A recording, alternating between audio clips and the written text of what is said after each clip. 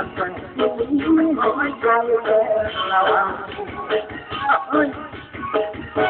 ถ้าเพื่อนที่เคยไปก็เป็นล้างเดี๋ยวก่อนเอาแล้วก็คิดกับตอนอยู่ตั้งจำให้มาที่ไว้แล้วได้ร้องไม่เดี๋ยวต้องเปลี่ยนไม่ค่อยชอบเรียนกัน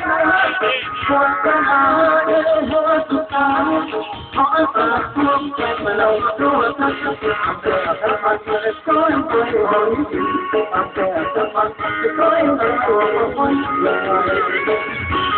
คือแค่สุดท้ายเขาในรายการเรื่องนี้นะครับผู้ต้องยิงฟังเรื่องหน่อยทำลายกับหน่อยเอาจับหน่อยเยอะตาที่ได้ก็กล้าที่เสมอที่อยากจะขอคนดีที่หอยก็จะถึงเวลาที่จะจัดกันแล้วครับมีการดีใจก็ขอฝากกันไว้หน่อยคิดว่าคิดถึงตัวที่เราเนี่ยคิดว่าคิดถึงตัวที่เราก็ติดต่อได้ที่โครงการชวนประชาชนเราจะ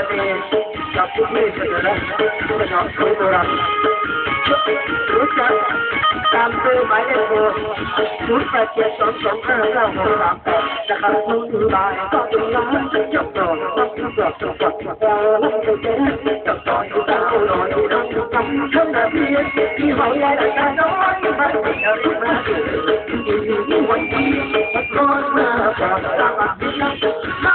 เรียกเสียงเสียบ้างไหมควรจะมาหาสุดตาขอให้ตาที่เกิดเวลาทุกทุกนะทำเป็นคนมาจะก้อยจะลอยอยู่กับเธอจะมาจะก้อยจะอยู่มาพอดี